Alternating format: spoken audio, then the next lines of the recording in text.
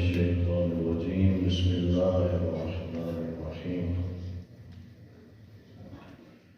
الحمد لله رب العالمين والصلاة والسلام على سيد الأنبياء والمرسلين أبي القاسم محمد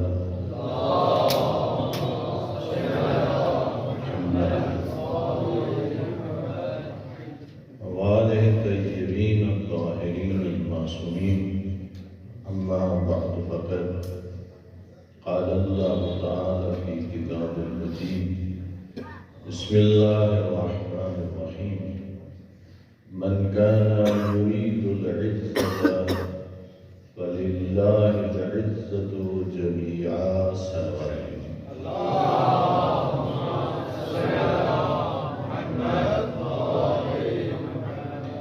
الحمدللہ میرے لیے بڑی سعادت ہے کہ مادر علمی میں گفتگو کرنے کا موقع ملا ہے۔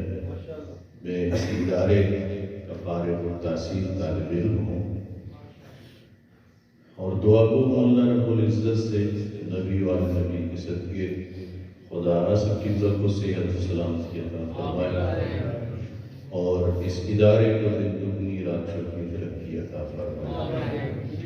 جیسے کہ آپ ابھی سماعت فرما رہے تھے، ایک دنیا میں معیار عزت ہے، یعنی دنیاوی اعتبار سے۔ ایک یہ ہے کہ اللہ رب العزت کے نزدیک معیار عزت کیا ہے۔ یہ جو سورہ مبارکہ فاتر کی آیت نمبر 10 آپ کی خدمت میں تلاوت کی ہے، من کان یرید العزت فللہ العزت جمیعا، جو شخص عزت کا خواہ ہو تو اسے خدا سے مانگے، کیونکہ ساری عزت اللہ ہی کے لیے ہے۔ تفسیر کوثر میں اسی سلسلے میں لکھا ہے کہ عزت بنیادی طور پر صرف اللہ کے لیے ہے، اس کے بعد جسے اللہ چاہے عزت دے وہی باعزت ہوگا، اور اللہ کے ہاں سے عزت پانے کا راستہ پاکیزگی کردار و گفتار ہے، یعنی ایمان اور عقیدے کے ساتھ عمل صالح اور نیک کردار سے ہی انسان عزت کا رتبہ حاصل کر سکتا ہے۔ اس ایمان و عقیدے کی کوئی قیمت نہیں جس کا کردار پر کوئی اثر نہ ہو۔ ہمارے ہاں جس بندے کو لوگ اٹھ کے ملیں اس کا احترام کریں،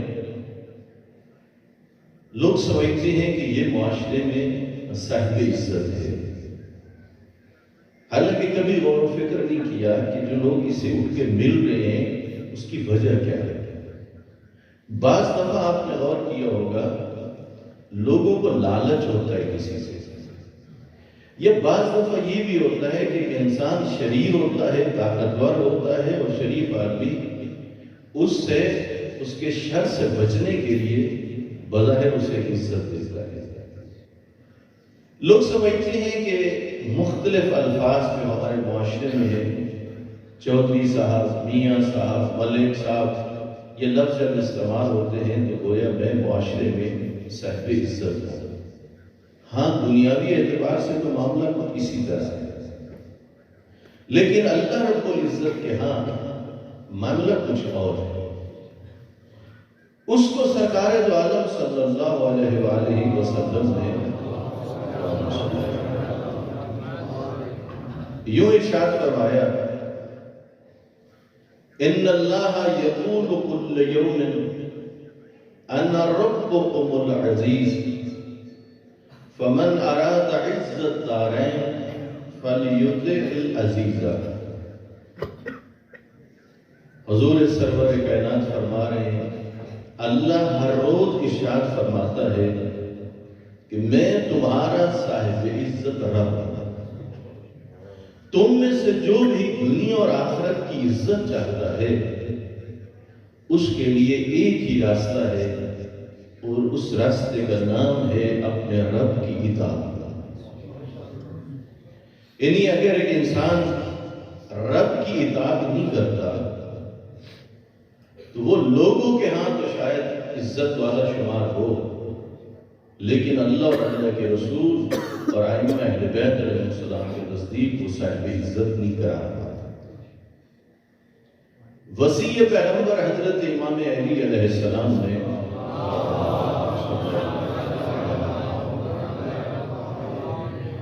ارشاد فرمایا، اذا طلبت العزت فاطلبه بالطاعت، جب بھی تیری یہ آرزو ہو کہ تو صاحب عزت بن جائے، تیرا وقار ہو، تیرا مقام ہو، فرماتے ہیں پھر اس کے لیے تجھے کیا کرنا ہوگا؟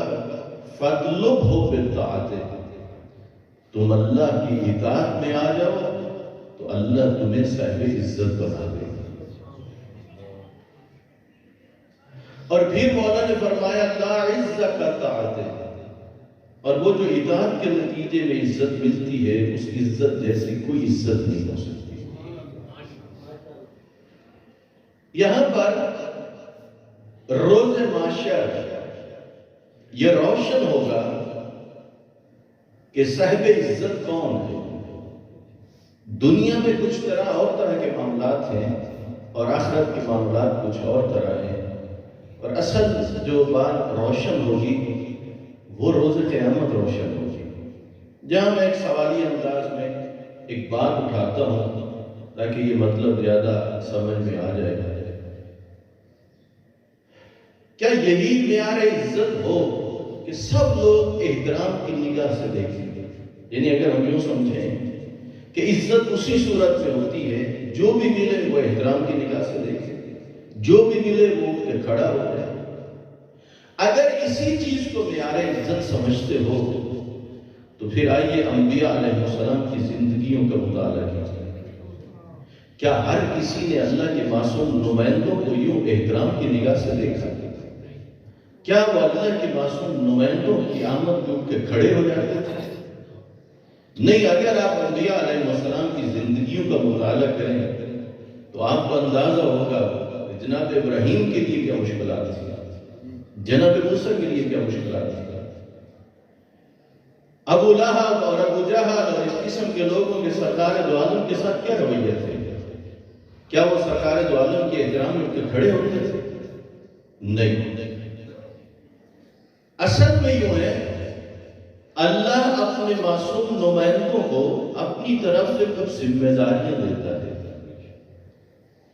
جب وہ الہی ذمہ داریاں معصوم نمائندے نبھاتے تھے تو اس وقت بہت سارے لوگوں کے مفادات خطرے میں پڑ جاتے تھے، جس کے نتیجے میں وہ لوگ طرح طرح کی تکلیفیں الہی نمائندوں کو پہنچاتے تھے۔ مثلا آپ کے سامنے آپ نے کئی بار سنا سرکار دو عالم صلی اللہ علیہ وآلہ وسلم بلندر سلوات بھیجیے،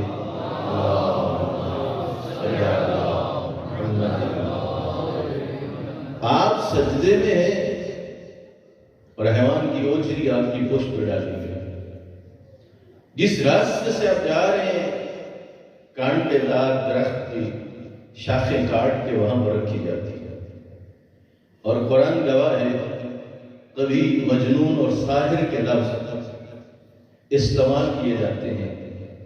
تو یہ ساری چیزیں بتا رہی ہیں کہ وہ لوگ سرکار دو عالم کو طرح طرح کی تکلیفیں پہنچا رہے تھے۔ اس کا مطلب یہ ہوا کہ ہم نے جو معیار عزت یہ بنا رکھا ہے کہ نہیں، ہر کوئی احترام کی نگاہ سے دیکھے، کوئی کسی قسم کی بات نہ کرے، آئیں تو اٹھ کے کھڑے ہو جائیں۔ اگر یہی بنا کے رکھیں گے تو یوں سمجھیے معیار عزت کو ہم نے ابھی تک سمجھے ہی نہیں۔ یہی وجہ ہے کہ آپ معاشرے کے اندر دیکھیں گے بعض لوگ سمجھتے ہیں اچھائی اور برائی کو، لیکن اپنے خاندان کے اندر امر بالمعروف اور نہی عن المنکر کا فریضہ ادا نہیں کرتے۔ کتنے ایسے خطبہ ہیں، مقررین ہیں جو جانتے ہیں کہ کس قدر ضروری ہے یہ فریضہ، لیکن وہ فریضے کو جہاں تک ان کی رسائی ہے جس منبر تک، وہ وہاں سے اجتناب کرتے ہیں، بیان نہیں کرتے۔ کیوں؟ ان کے ذہن میں یہ ہوتا ہے مخالفتیں ہوں گی، لوگ احترام نہیں کریں گے۔ نہ، یہ بات قرآن نے ہمیں سمجھائی، انبیاء علیہ السلام کی زندگی سے ہمیں یہ بات سمجھ میں آتی ہے کہ جب بھی کوئی الہی فریضہ ادا کرنے کے لیے نکلو گے تو تمہیں پھولوں کی سیج پہ کوئی نہیں بٹھائے گا، تمہارے گلے میں ہار کوئی نہیں ڈالے گا، بلکہ میں نے تو ایک حدیث پڑھی، ابھی مجھے ایڈریس یاد نہیں ہے، اس میں تو یہاں تک ہے کہ اگر تم کوئی خدا کی خاطر قدم اٹھاتے ہو، کوئی کام کرتے ہو اور تمہاری مخالفت کوئی نہیں کر رہا، سب تمہارے حامی بن گئے، سب تمہیں داد دے رہے ہیں، کوئی تمہاری مخالفت نہیں کر رہا، تو حدیث میں ہے تم اپنے کام پر نظر ثانی کرو، کوئی کمی رہ گئی ہے، آخر تیری مخالفت کیوں نہیں ہو رہی؟ مخالفت ہونی چاہیے، اس لیے کہ انبیاء علیہ السلام کی مخالفتیں ہوئی ہیں، ائمہ اہل بیت علیہ السلام کی مخالفتیں ہوئی ہیں۔ ابھی ایک مقرر خطیب یہ تقاضا کرتا ہے کہ میں تقریر کر کے جاؤں نا، تو پھر میرے جانے کے بعد جتنے بھی لوگ ہیں وہ سب میری تعریفیں کر رہے ہوں، میرے قصیدے پڑھ رہے ہوں اور سب مجھے شاباش دے رہے ہوں۔ نہیں، حقیقت یہ ہے جب الہی پیغام پہنچائیں گے اور ویسے جیسے انبیاء اور ائمہ اہل بیت علیہ السلام نے مصلحت کا شکار نہ ہوں گے، لپٹی ہوئی باتیں نہ کریں گے، حق کو پہنچانے کی کوشش کریں گے، تو یقیناً حق پہنچانے والوں کی مخالفتیں ہوتی رہتی ہیں، ایسا نہیں ہے کہ اب وہ ہمارے معاشرے کے وہ لوگ جو یہ کہتے ہیں اگر ہم نے یہ باتیں کی، ممبر سے کی، تو لوگ بلائیں گے نہیں، لوگ عزت نہیں کریں گے، احترام نہیں کریں گے۔ جب یہ باتیں ذہن میں آتی ہیں، اس کا نتیجہ یہ نکلتا ہے کہ وہ اس کار خیر کو انجام نہیں دے سکتے جو دینا چاہیے تھا۔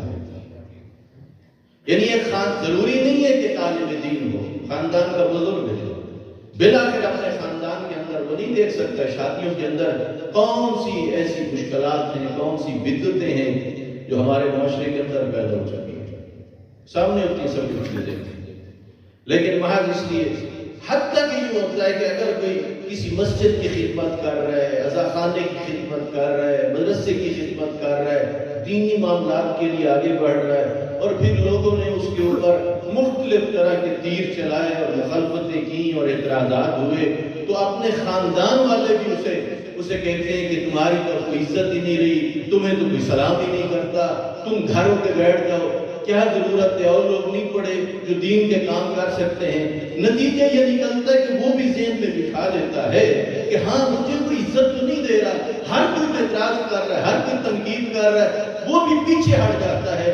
نہیں، اگر ایسی صورتحال پیدا ہو تو انبیاء علیہ السلام کا زندگی کا مطالعہ کرنا چاہیے، اس وقت انسان کو تسلی ملتی ہے کہ نہیں، اگر میں حق پہ ہوں اور صحیح کام کر رہا ہوں اور پھر بھی میری مخالفت ہو رہی ہے، تو مولا کائنات کا فرمان ہے، آپ اور میری تشفی کے لیے اور تسلی کے لیے فرماتے ہیں کہ جب تم حق پر ہو تمہاری مخالفتیں ہوں، گھبراؤ نہیں، وہ مخالفتیں باعث بنے گی کہ اللہ تیرے درجات کو بلند کر دے۔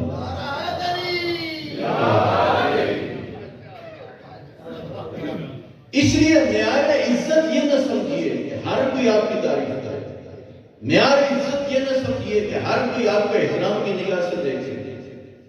نہیں، یقین کریے جس قدر خالص ہو کے خدا کا حکم کوئی پہنچاتا ہے اور اس کا مقصد اپنا قد بڑھانا نہیں ہوتا، اس کا مقصد اپنی نمود و نمائش نہیں ہوتی، اس کا مقصد اپنے آپ کو شو کروانا نہیں ہوتا، اور اس کا درد دل یہ ہوتا ہے کہ انبیاء اور ائمہ اہل بیت کی محنتوں کو مجھے ان کی حفاظت کرنی چاہیے، ہو ہی نہیں سکتا کہ اس کی مخالفتیں نہ ہوں، اس پر اعتراضات نہ ہوں، اس پر انگلیاں نہ اٹھیں۔ یقیناً ڈرنا اس صورت میں چاہیے جب انسان غلطی پر ہو، جب انسان خطا پر ہو، ڈرنا اس وقت چاہیے کہ جب انسان کی سمت درست نہ ہو۔ اگر سمت بھی درست ہو، حق پر بھی ہو، اور حکمت و دنائی کے ساتھ وہ معاملات کو آگے لے کے چل رہا اور پھر مخالفتیں ہو رہی ہوں، اس صورت میں اسے گھبرانا نہیں چاہیے، اسے اپنے آپ سے کہنا چاہیے عزتوں کا مالک وہ اللہ ہے، لوگ بھلا نہ احترام کریں، اے کاش دنیا میں جتنی عزت ہے اس کا ذرہ برابر اس کی بارگاہ میں مجھے عزت مل جائے۔ حتیٰ کہ آپ دیکھیے، میں نے یہاں پر چند جملے وہ محفوظ کیے اپنے پاس۔ جب واقعہ کربلا کے بعد یہ قافلہ کوفہ سے شام پہنچا، اس وقت یزید اللعین کے دربار میں مخدرات عصمت و طہارت یہ بیویاں قیدی ہو کے آئیں اور شہداء کے سر نو کے نیزہ پہ تھے۔ تو یزید قرآن کی آیت پڑھ رہا تھا، وَتَنزِعُ الْمُلْكَ مِمَّن تَشَاءُ وَتُعِزُّ مَن تَشَاءُ وَتُذِلُّ مَن تَشَاءُ۔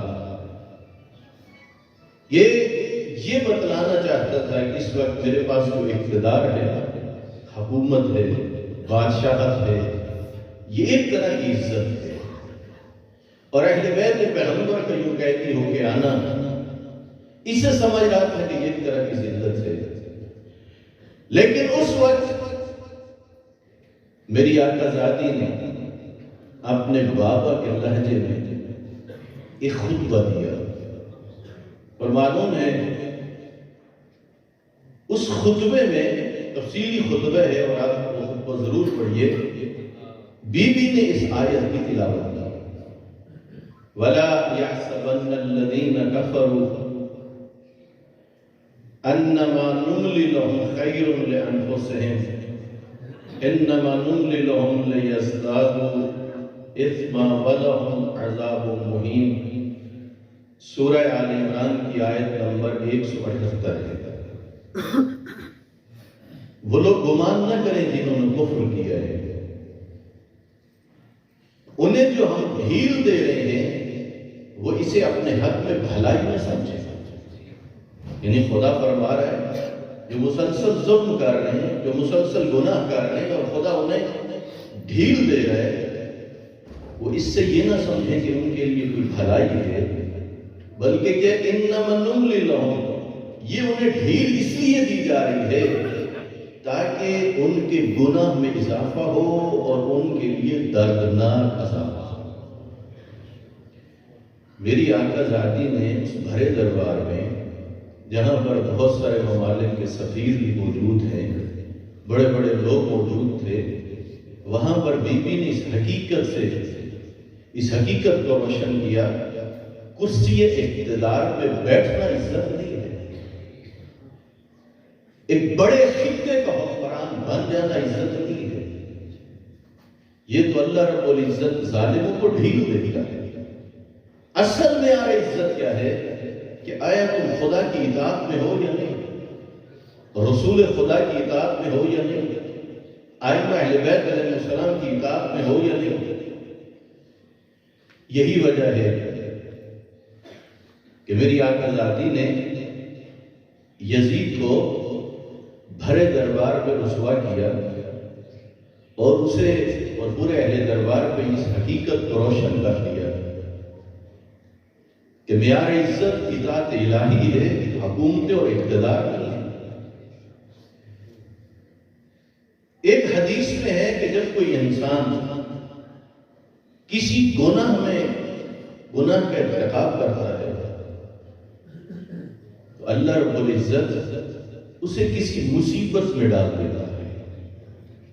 یہ چیز باعث بنتی ہے کہ وہ شخص توبہ اور استغفار کی طرف متوجہ ہوتا ہے۔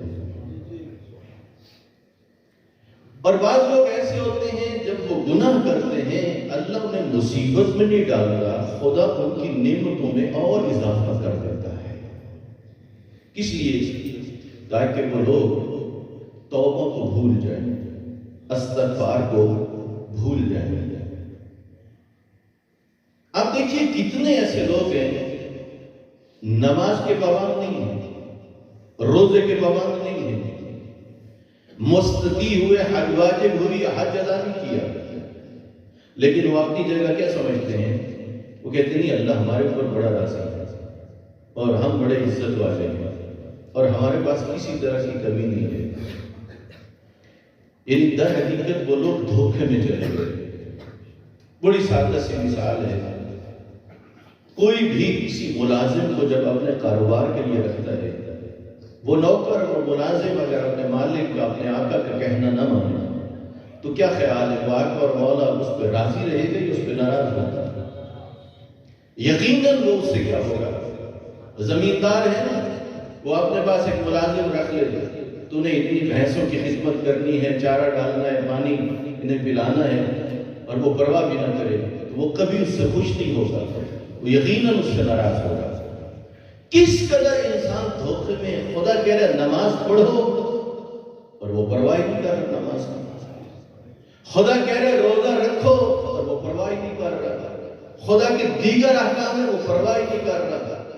اس کے باوجود وہ سمجھتا ہے کہ نہیں اللہ مجھ سے راضی ہے، کیوں؟ اس لیے میرے پاس نعمتوں کی کوئی کمی نہیں ہے، آسائش کی کوئی کمی نہیں ہے۔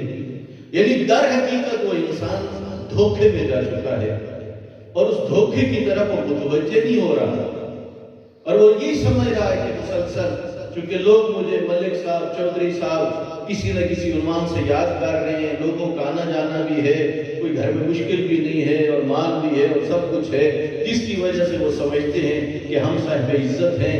نہیں، قطعاً وہ شخص صاحب عزت نہیں بن سکتا جو اللہ کے احکام کی پابندی نہیں کرتا، خدا کی اطاعت نہیں کرتا۔ صلوات بھیجئے محمد والے محمد پر۔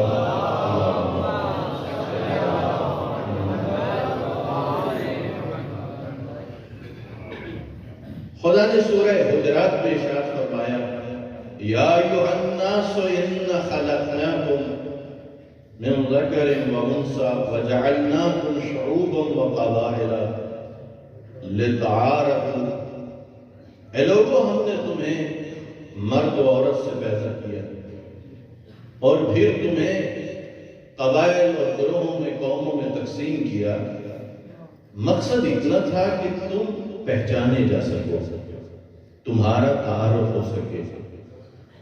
لیکن آج کیا ہے، انہیں قوموں کو بیس برتری سمجھ لیا گیا ہے، حالانکہ بیس برتری کون سی چیز ہے؟ فرمایا ان اکرمکم عند اللہ اتقاکم، اللہ کے ہاں تم میں صاحب عزت وہی ہوگا جو صاحب تقوی ہوگا۔ اس کا مطلب یہ ہوا کہ دنیا میں عزت پانے کا معیار کچھ اور ہے، لوگوں کے ہاں عزت پانے کے معیارات کچھ اور ہیں، اور اللہ رب العزت کے ہاں عزت پانے کا معیار کچھ اور ہے۔ مولا امیر المومنین امام علی علیہ السلام نے ارشاد فرمایا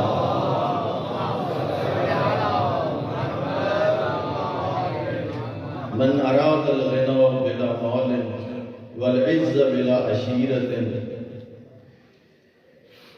جو یہ چاہتا ہے نا وہ بغیر مال کے تمنگر بن جائے گا اور بغیر قبیلے کے صاحب عزت بن جائے گا اور بغیر سلطنت کے اس کے اندر روب و دبدبہ پیدا ہو جائے، تو امام فرماتے ہیں اسے اللہ کی نافرمانی چھوڑ کے خدا کی اطاعت میں آنا چاہیے۔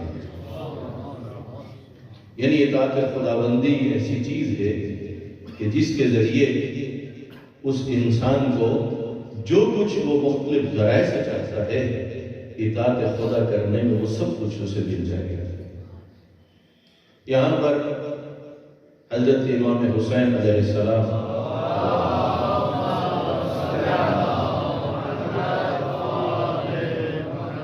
مولا کا فرمان ہے الہی من وجدت ما ظفقت، پروردگارہ جس نے تجھے پا لیا اس نے کیا کھویا۔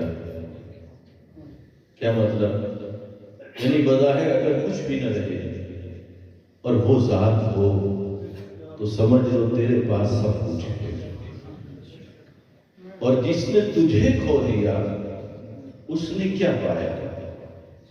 بڑی مثالیں موجود ہیں، آپ جناب بزرگ کی زندگی دیکھیے، جب آپ جلا وطن ہو کے مدینہ سے ربضہ کی طرف جا رہے تھے، اور اس وقت صورتحال یہ تھی، اجازت نہیں تھی کوئی ابو ذر سے ملاقات کر سکتا ہو، لیکن وہ جگہ جسے آپ مدینہ اور ربضہ کی سرحد کہہ لیں، اس جگہ پر پنٹن پاک میں سے 3 معصوم امام جناب ابو ذر کے استقبال کے لیے کھڑے، امام علی علیہ السلام، امام حسن علیہ السلام اور امام حسین علیہ السلام۔ اور اس وقت جو کچھ مولا کائنات نے ارشاد فرمایا وہ نہج البلاغہ میں مولا کا خطبہ موجود ہے۔ اب ذرا اسی سے اندازہ لگائیے کہ جناب ابو ذر کی شخصیت کیا تھی، جو مسلسل اطاعت خدا میں، اطاعت رسول خدا میں اور اطاعت امام میں تھے، جس کا نتیجہ کیا ہوا؟ اگرچہ ان کے لیے مدینے میں رہنے کی اجازت تو نہ تھی، لیکن میں اتنا کہتا ہوں جتنا کچھ بھی مخالفت میں کیا گیا، ابو ذر کے لیے اس سے بڑی اور سعادت کیا ہوگی کہ وقت کا امام انہیں الوداع کرنے کے لیے منتظر کھڑے تھے۔ جس نے بھی اطاعت کی طرف کوشش کی ہے، یہ چیز باعث بنتی گئی کہ اللہ رب العزت نے انہیں اسی دنیا میں عزت اور مقام عطا کیا۔ صلوات بھیجیے محمد وعلی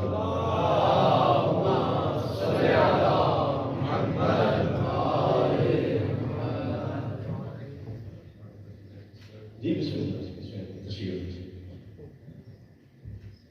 ایک مرتبہ پھر صلوات بھیجیے محمد وعلی۔